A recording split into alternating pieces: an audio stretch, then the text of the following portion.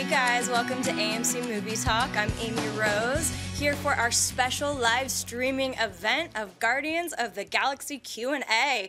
Here to kick things off, I have John Campea, and be sure to check out Guardians of the Galaxy in theaters August 1st. Here's John. Woo! Hey! Thank you all. Thank you all so much for coming. This is a really exciting night for me. This is a film, Guardians of the Galaxy, that I have been looking forward to so much. And we've got three of just absolutely my favorite people in entertainment. And I'm going to run down just a couple of them for you. One of the guys who's going to be here and coming out here in just a second is one of the stars of the film, which is Chris Pratt. And I adore this guy. He's just fantastic in everything he's in. True story. When I first met Chris Pratt, it was on the, I guess it was the junket day for Take Me Home Tonight. Do you remember that? And it was in this house up in the hills where they did the junket. It wasn't in, you know, the Beverly Hills Hilton or anything. And as I was done for the day, I hadn't interviewed Chris. And I was done for the day, and I was walking out the front door of the house just as Chris Pratt was walking in, and he kind of bumped into me inadvertently. And he's like, "Oh my gosh, I'm so sorry, dude." I'm like, no problem. He goes, no, you should punch me in the face. So that was my first, my first exposure to Chris Pratt. James Gunn, the director of this film, is a guy who I hadn't really heard of much until I saw this little film called Slither, which is, without exaggeration, my all-time most underappreciated film ever made. It is my all-time favorite horror comedy. It is just a treasure of a film. If you haven't seen it, shame on you. Get out there and see it. And also, president of production for Marvel Studios is Kevin Feige. And I can tell you this, he is my new George Lucas. What this guy has been able to do and pull together is nothing short of remarkable, and now we're so excited to see what he's going to do for all of us with Guardians of the Galaxy. So, ladies and gentlemen, without any further ado, Chris Pratt, James Gunn, and Kevin Feige. All right, all right. Yeah. Wow. Wow. This is cool. This is you right here. Right here? Wow. Thank you guys so much for coming in today. There's actual people here. There's real people here. Cool. How much are you guys getting paid to be here? This is... James was backstage like, "Wait a minute, there's a live audience?" I'm like, yeah. No problem. I'm terrified in front of a live audience, and so I soiled myself. But we don't have to last. We're only here for a very short amount of time. True. All right, let's get things started with this. James, there's a lot of, unlike, say, an Iron Man, Captain America, Thor, Guardians of the Galaxy is a title and a property that for a lot of people they're very unfamiliar with. So if we were to ask you, tell us, what is Guardians of the Galaxy? How would you answer that? Guardians of the Galaxy is a team of outer space criminals, basically, who get tossed together and find themselves in the presence of something that could be truly evil.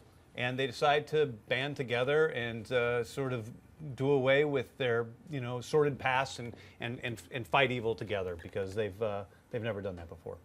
And I'd say it's like, if you really want to know what the flavor it is the Marvel flavor, but it also has a lot of old school space opera about it. Kevin, I think there was a lot of people a long time ago when we're all waiting here, okay, what's going to be that next Marvel film before we get into Avengers 2? And I don't think any of us were expecting to hear Guardians of the Galaxy. And a lot of people were like, the what's of the whats? What was it about this title that, for you, made you think this is what we need next to progress in this Marvel Cinematic Universe? Well, sort of all of us at the studio wanted to do something new, wanted to do something original, wanted to do something outside of the build-up to Avengers and just sort of that cinematic universe of Avengers, although this is in that universe. As you will see when you see the movie. But we were excited about doing something, frankly, that most people hadn't heard of. And today everybody knows Iron Man, but that wasn't necessarily the case. Iron Man certainly was more popular than Guardians in the comic fan world. But in the movie going, in your audience at AMC, I don't think a lot of people knew who Iron Man was. Maybe they saw him in a cartoon, maybe they saw him in a video game. So it was sort of the same thing. People were saying, well, he's not one of the three superheroes I've heard of, Iron Man. How are you going to make us care about him?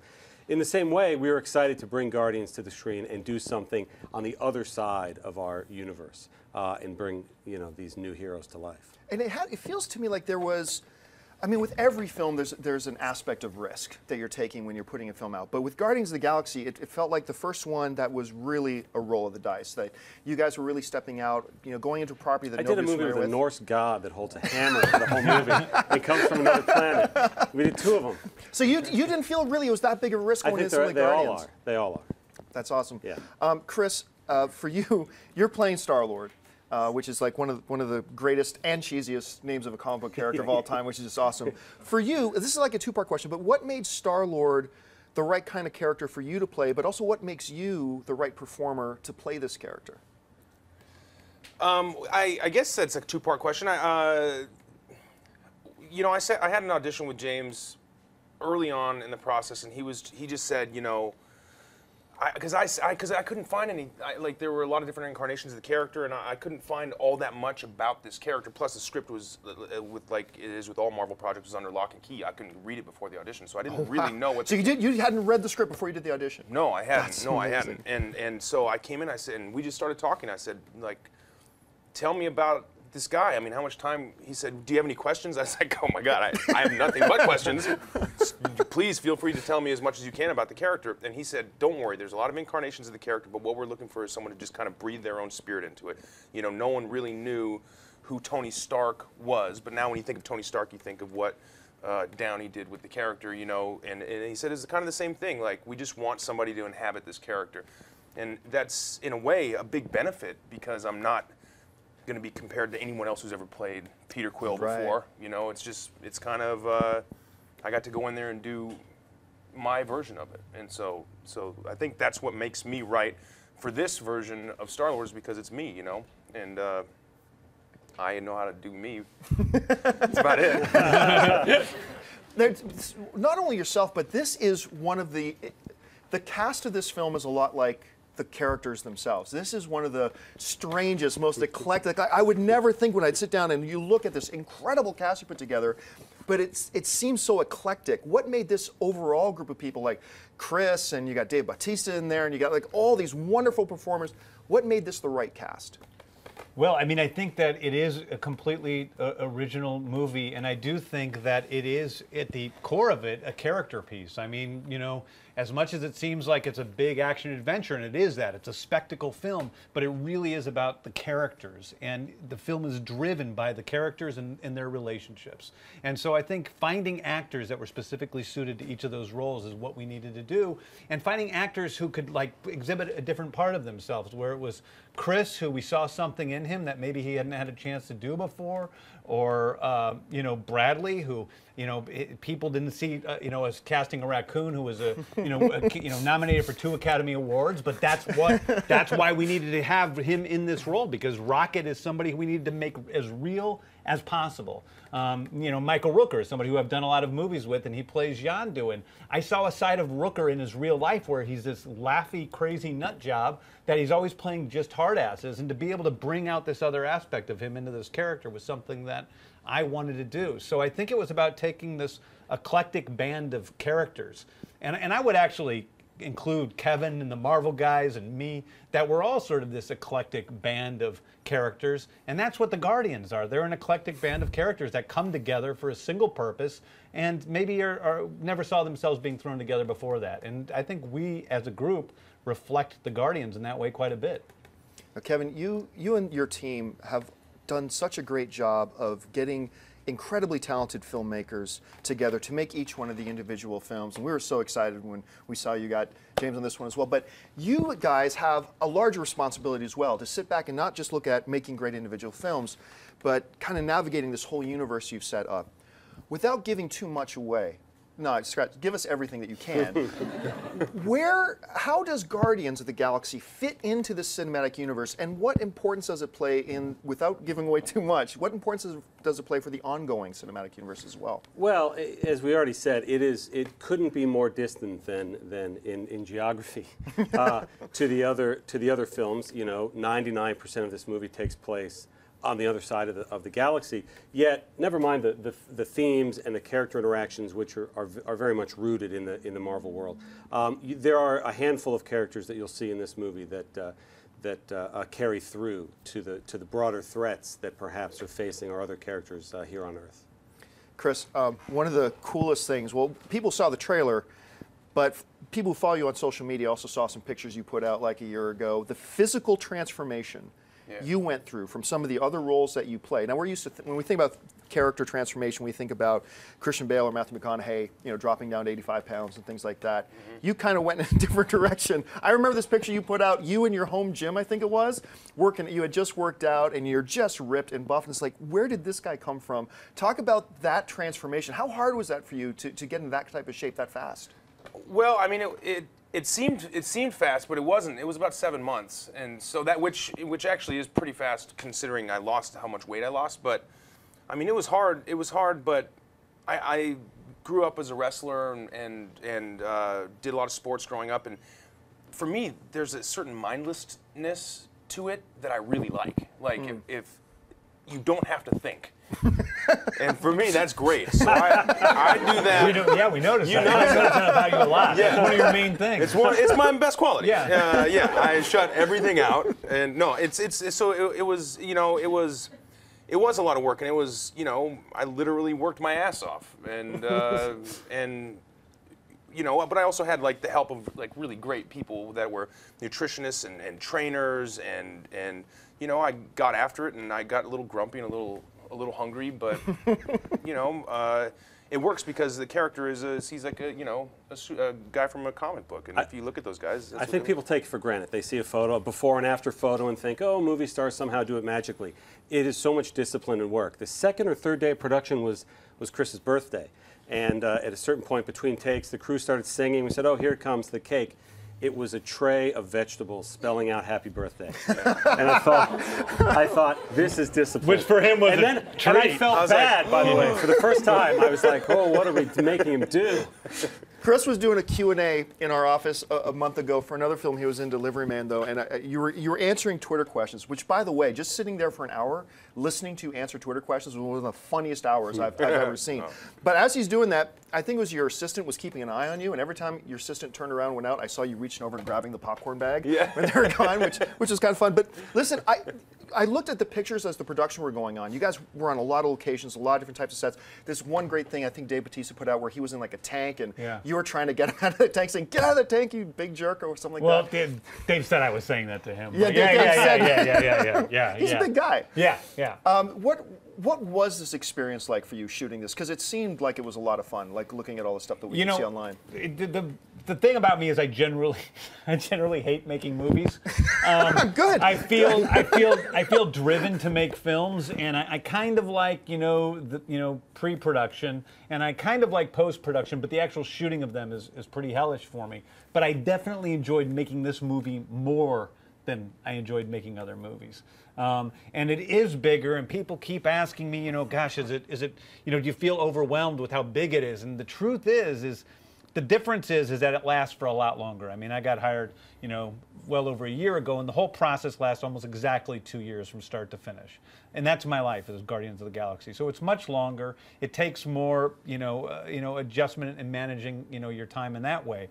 But I surrounded myself with some of the best people in the entire industry, whether it was, the production designer Charlie Wood or a visual effects supervisor or, all the different people around me are some of the best people in the world, not to mention the Marvel guys and Chris and Zoe and all these people. And so it actually made my job a lot easier in a lot of ways, because when you do a lower budget film, or at least when I did, I felt like I did a lot of other people's jobs as well as direct. And so I felt like this freed me up a lot, and it was a pretty good experience because of that. Now, when the announcement first came out about Guardians of the Galaxy, like a lot of people, I was familiar with it, but I had never read it. I went home, got my tablet, Comixology, downloaded everything there was. And I got to tell you, my favorite character, outside of the core, my favorite was Cosmo. And for those of you who don't read or know Guardians of the Galaxy, Cosmo is a Russian dog who speaks telepathically. And he has these big psychic abilities, and he can he's very powerful too. Was there ever a thought of bringing like a Cosmo in, or was having a Rocket Raccoon in there just make it crowded for that area? What was your guys' thinking process on that? Rocket was always going to be the focus, without a doubt. But fans of Cosmo will have to wait and see the movie. I want to pursue this so bad, but okay. But I won't for now. Okay, listen, I've got a few more questions, but before I do, we opened it up to you guys on Twitter and on our AMC Theaters Facebook page to ask if you had any questions for our incredible panel here, and we did take a bunch of questions. Amy Rose has got a bunch of them pulled out over there. So Amy Rose, what do we got? Did we mention we're taping this in front of a live studio audience? First time ever. Thank you, guys. All right, I personally love this first question. It's from Shara Whitaker. And the question is, what made them choose Hooked on a Feeling for the trailer? How did they even think of that song, which was amazing, by the way? Yeah, because that was strange, but I was never able to get the song out of my head after you guys played. Yeah, how did you come up with that? Well, there's a lot of things that people will find out when they see the movie, but the song is in the movie, and we know about the Sony Walkman, but it's, Quill has a Sony Walkman that's from Earth, and one of the songs he has on his mixtape is Hooked on a Feeling, and it was there from the very first draft of the script that I wrote. It's been in there, so it's a part of it, and there's a lot of other cool songs that are in the movie, and I find it's one of the things that sort of takes this sort of overwhelming, obtuse space opera and connects us to Earth and grounds us a little bit in some sort of reality. It was weird the first time I heard it, but I think Amy Rose and I talked about this too. The first time he was like, why are they using that song? And then you realize 5 minutes later that you're not going to get the song or the trailer out of your head for the rest of the day, and you realize this was actually genius. Yeah, I don't think we knew quite how, that the sales of the song went up. Yeah, it was like #1 on iTunes. It was huge. It was huge on iTunes, and it was, people are making a lot of, because there's the Ooga Chaka in the posters song. came There's out. Lots of posters with Ooga Chaka, rocket shooting guns with Ooga Chaka. You got the ass tattoo, the Ooga Chaka ass tattoo, which is weird. Not. All right, what else we got? No. We definitely had a sing-along of our own, so well played. We well did. Played. All right, WAFC Studios writes, this one is for Kevin. What did you see in James Gunn for directing, and how did you decide on the great tone for the movie? Yeah, because you were talking about a guy who's doing like such great work, like with Slither, Super. If you have not seen PG porn, see it. It's so good. It's so funny. But what made you think like a guy who's done like a smaller, like budgeted films would be perfect for this? Well, it was less about them being smaller budgeted films and more about them being awesome. Right. And being very, very cool and very, very clever. And it has served us well when we hire filmmakers that have done great work, regardless of size or scale, because as James already said, there are amazing artists and technicians and crew members that are willing and happy to come and join our movies and can provide a support base if somebody hasn't done anything of this scale before. So it's much more important to us that they have the experience doing something original and doing something different and doing something awesome and choosing a tone. I mean, Slither is a very, arguably a delicate tone. It's a horror comedy movie. That's not easy to do. And he did it extremely well. The tone, I think you should talk to a little bit of this movie. Yeah, I think all along. Listen, here's the thing: tone is tone is tone. It is what it is. The main thing, again, coming back to what I said at the beginning, is this is about the characters. And to believe this movie, you have to fall in love with the characters. You have to fall in love with the talking raccoon, and you have to believe that he actually exists. He is not Bugs Bunny in the middle of the Avengers. This is a sad little mangled beast that actually exists. And that was my thing from the beginning, was to take these outlandish concepts and keep it fun, but also just to make it believable as possible in whatever way necessary to keep it believable. And so I think that it was just always in service of the characters, creating their dynamics, and then letting it be as funny or emotional as it became because of their interaction with each other. Was there ever a character, before we move on to the next question, and actually specifically for you, Chris, when you did read the script for the first time, was there ever a character? I still haven't read the script. I'm hoping I will get to at some point. No, go ahead. Was there ever a character that you guys knew, okay, this character's in the movie, but maybe when you read it or when you guys were first talking about it, that you thought, this one's going to be hard. Like, how are we really going to pull this one off right? Was there any one character that stands out to you? It was every character. I mean, it was every character, but at no point did we think there was an option to not do that. It was the reason to make the movie, was to make these 5 people behind us work. Yeah. Yeah, there were some other characters that we added later that, That's true. Yondu, adding Yondu was a big deal. Yep. So he has a more delicate superpower. So it was, I think that there was questions, but again, it was all about bringing it back to who they were. And the truth is, if you believe who they are as and I say as people, but there's only one of them or maybe 2 of them that are actually people. But if you believe who they are as characters and what their intentions are, and that they have as many troubles as we do as human beings, that it works for people. All right, what's the next question? Oh, we believe, we believe. All right, Harley Quinn, 4737, love your work, Harley, writes, is there a character you wish you could have worked into the movie, but you just didn't have the room for? Well, That's a good question. There's a lot of them. I mean, Yeah. there's so many great characters that, are not in the movie that we, I mean, there's some great original Guardians. I love Starhawk, Yeah, I mean that's true of most of our movies, right? Is that there's so many characters in the comics that it's you don't want to overload it. That's something we learned early on, is Yeah. to not to focus on the core group that you have. But the good news is that means, should we be so lucky as to have the audience want us to tell more stories, there's a list of characters that we'd want to pull from. let me push you guys on just a little bit more. Cosmo. Perfect. I was going to ask, out of all those characters, though, who came closest, who that is not in the film, came closest to getting in? Bug was in early drafts, but he fell out. Maybe before you, was he in when? Bug was kind of in and Yeah, then kind of he out, fell out, but yeah. just not it. But he was never a main Guardian. No, It was no. always these guys were the main Guardians. Right. Tantalus was in for a while. Yep, yep. There were people that were in and out, but I think it was more. We always knew that at least when I came around, you had already decided who was the main Guardians, and those are probably the exact same that I would have chosen. So I was really happy that those were the guys. And there's Dan Abnett and Andy Lanning are the guys who worked on the 2008 series, and they kind of cemented a lot of what the tone of the movie was and the feeling that they had there with their stuff. So I think that we knew where we were going, and there's always that list of who becomes, if we're fortunate enough to be able to make another movie in the future, who else is there that we want to have come in? And that's always, there's little hints in the movie and things like that, and maybe you'll see. All right, I like this one that came in from Mr. Bazinga because it speaks to my heart. It says, Chris Pratt, what does Bert Macklin think about Peter Quill and his crimes? Oh man, I love him. Who is the Bazinga? Bazinga, Mr. Bazinga. That guy's awesome. Great question. Wow, what does Bert Macklin think? He'd probably try to choke slam me, and then he'd try to choke slam Quill, and then he would get shot. But he would have like a really great FBI memorial, and yeah, that's a really nice question. I appreciate that. All right, what else we got? Blader Chico writes, first of all, love your work. My question is for either James or Chris. Will Star-Lord wear his mask and or suit in Guardians? Well, yeah, I mean, yeah.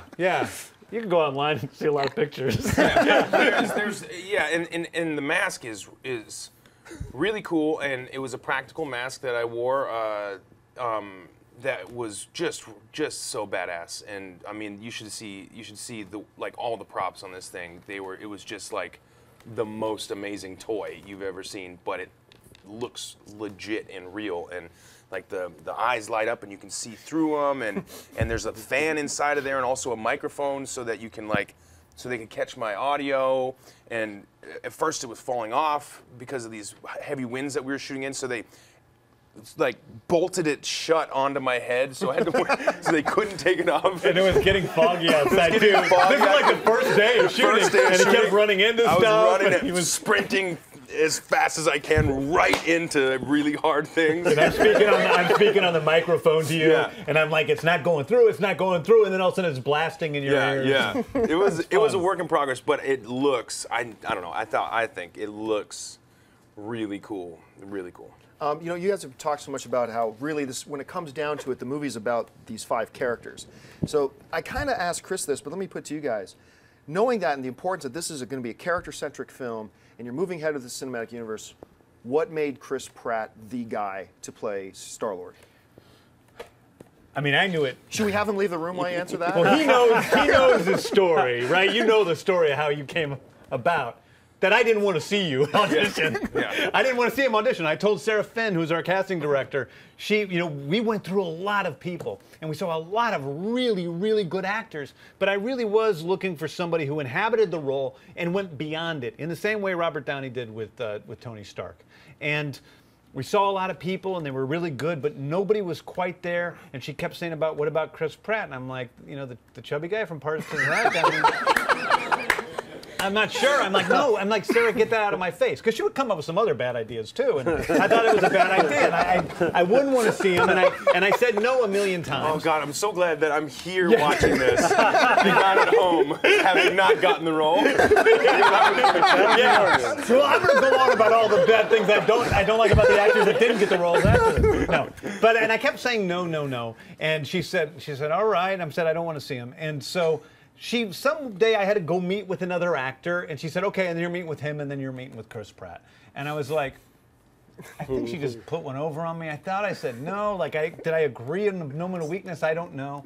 And I went in, and Chris came in and read, and and I'm not kidding. It was 20 seconds is pushing it, and he was maybe reading for 20 seconds, and I went, holy God! And I turned around to Sarah Finn, and I said, it's him. He's the one. He's the one. And I knew it, like just completely knew it. And I think the biggest worry was that he was, heavier at the time, and could he lose the weight? But he had lost a lot of the weight for Zero Dark 30. Yeah, so we knew he was going to do that. Yeah. And and we have a common friend, Ben Davis, who was like, you can trust Chris 1,000% to lose the weight, and I trusted him.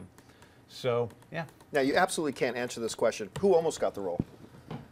No, never mind. All right, what else we got? Kevin wanted to play the role. I was this close. I was this close. You're already a superhero in our eyes, just saying. All right, Trey Adele writes, how much did the Abnett Lanning Game of Thrones? Guardians of the Galaxy comic series influence the film? And of course, this last part was added. Any chance we see Cosmo? Wow. Cosmo popular. The lineup was inspired. I mean, much of the movie was inspired by that run. Yeah. I mean, even a lot of the, there's a lot of humor in the movie, and there's a lot of, relatable humor in the movie that I think is different from a lot of other space epic type films. So yeah, there's a lot. Definitely more than anything else, the Abnett Lanning run was our inspiration. I know sometimes a lot of directors I've talked to before have said that, when trailers come out, for a lot of them, sometimes have a lot of influence on them. Sometimes they see the trailer on the screen, and that's the first time they're seeing it. What kind of, did you have much influence over the trailer itself, or did you just kind of see it the first time like us? 'Cause I can tell you, the trailer is fantastic. It's my favorite trailer of the year. It was just incredible. It just made such an impact. So, what did you feel about it when you saw it? Does it convey the spirit of the film? I flipped out. Well, first of all, the original, I saw the trailer originally because the original cut of the trailer, which was a much, sort of lower tech version, was at San Diego Comic-Con. We did a sort of early version of what you all saw, a couple weeks ago. And Kevin wanted to do a trailer, and I kept being like, you're crazy, we can't do a trailer. I did shoot, I shot the lineup stuff, on the second day of shooting, of a pre-shoot actually, so that we could have those to get those visual effects shots ready for a trailer and perhaps for Comic-Con. But when I first saw the trailer, I was blown away because it was so early. It was after 12 days of shooting that we saw the first cut of it, and I think it captures the tone of the one aspect of the tone of the movie especially well. And that was the marketing guys that did most of it. They embraced it. I mean, sometimes you'll see that people in marketing departments want to sort of hide what the movie really is, and we said, don't do that, or there's nothing to, the movie is the tone. Yeah. And they embraced that and put that, lower-fi, as you say, version of it together for Comic-Con last year, and then tweaked it and updated it and improved it for the actual teaser. How long had you guys actually been shooting by the time that Comic-Con trailer? Because I remember being at Comic-Con. 12 days. Yeah, about 12 days. 12 days. Yeah. And then we got the first trailer. Unbelievable. All right, what's next? Last question. This feels very directed towards you, Mr. Feige. Since the Guardians of the Galaxy is the last Marvel movie of 2014, will there be a post-credit scene that will connect it to the MCU? Well, I've always said that we don't look at those post-credit scenes as sort of mandatory in any way. If we have something fun to connect, we'll do it. And part of the fun of sitting through those credits is waiting to see if someone's going to be there or not. Because you guys have, in the past, long after the film's been done shooting, just maybe even a couple weeks out from when the film is coming out, gone back and shot extra stuff for post-credit scenes. We build that into our schedules. It is a key a part of our process and a very, very important part of our process. And we'll be doing that on this too. We build it in from the beginning into the actors' schedules, into our budget. because we never know exactly what it's going to be. If we could shoot everything perfectly the first time, we would do it that way. But we've not found a way to do that yet. So we always build in additional time for when a cool idea comes up. And James has had a few more cool ideas, so we're gonna go get them. All right, we've got just a couple more questions, but before I get to them, I do want to let everybody know, speaking of the Marvel Cinematic Universe, on April 3rd at AMC Theaters, we are doing a double feature of Captain America and Captain America the Winter Soldier.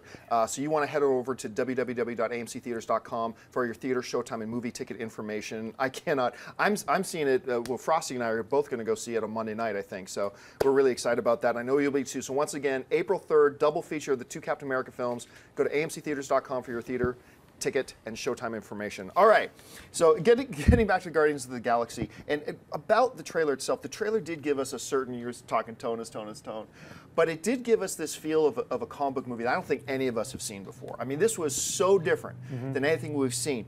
Is the trailer and that spirit of the trailer, is that pretty indicative of the movie as a whole? I think it's incredibly true and accurate to an aspect of the film, and I think that what you'll see as we release more trailers, you'll see other, there's a lot more scope to the film than you see in that first trailer, and there's a little bit more, I'd say, drama to the film than in that first trailer. But definitely that trailer is completely accurate to what the film is and shows an aspect of what the movie is, and I can't believe how well they captured the feeling of what we've put together. When can we expect a second trailer? Well, the movie comes out August 1st, so certainly sometime between now and then. I think in the next... September 2017. Yeah, that's too late. That'll be too late. Oh, yeah. I'd say in the next, few months. All right, well, to kind of wrap things up here, I'm going to get each of you to put on your salesman hat for a second. And Chris, I'm going to start with you. Yeah. Why are AMC audiences going to love Guardians of the Galaxy? Oh man, I think AMC audiences are going to love Guardians of the Galaxy because it's fun and it is exciting. It's truly different than anything you've ever seen, and it's gonna knock your socks off. I think you're gonna love it because you're smart.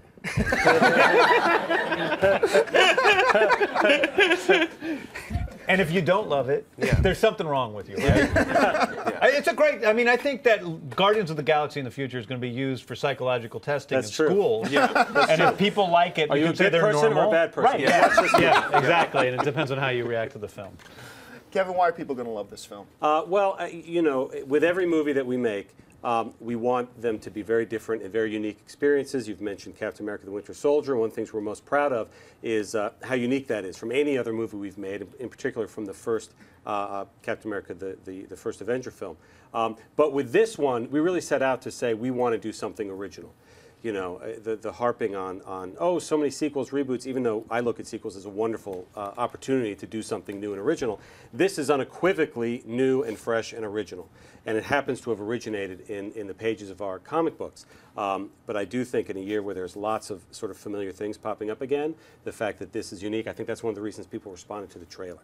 So I think people should get ready for something very, very new and very, very fun. All right, I lied. I do have one more question I got to ask you, because you guys were talking about, this world of characters. Some you didn't get a chance to use. Maybe you'll get another chance.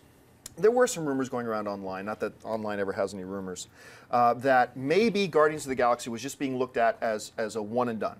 But have you guys, when you were approaching Guardians of the Galaxy, obviously without going too much into it, but did you at least go into it thinking, we want to see where this can go later if the audience asks for it? Well, we certainly didn't say one and done, but we also didn't say, here's the 10-part saga and this is what we have to save for the next. We look at every movie like, this is the last movie anybody will ever let us make, ever. So let's make it great. And people keep assuring me that's not the case, but we still focus like that. So that's all we've been talking about, is what's the best idea for this movie. But as we said earlier, there's so many characters, there's so many storylines that inevitably something comes up that we go, that could be cool next time. Anyway, I think that the talking about, if there's ever talk about doing more, it's always from the excitement of we got so much cool stuff to do, and we love these characters so much, and we can't show them doing everything that we ever want them to do within the span of 1 2-hour movie. And I think that we are. It's like this is the thing that I think that people are going to love about it is this is a completely honest this movie. There's no BS in this movie whatsoever. I love these characters, and I really love them like I would love my own children. I don't have children. That's the closest thing I have. So I love the characters. I think that's one of the reasons why people like the trailer so much, is that I think fans have picked up on the fact that we're totally sincere about this. We're totally real. We are the fans. And this is not something that some studio came around and said, hey, you need to make something that fits into these slots. And I think that's obvious by the trailer, because it's not like anything before, whether you love it or whether you hate it. It is its own thing. And I think that we're completely sincere about that. I think the fans have picked that up so far, and I feel really great because of that, and I can't wait for them to see the movie. All right, so I'm going to take away from that you can say it here, they revealed that not all the lead characters die by the end of the film. So they're still going to be around the possibilities there. Spoiler, huge spoiler. All right, guys, we have run all out of time. Chris, once again, we were so excited to hear that you were the lead in this film, and you look great in the trailer.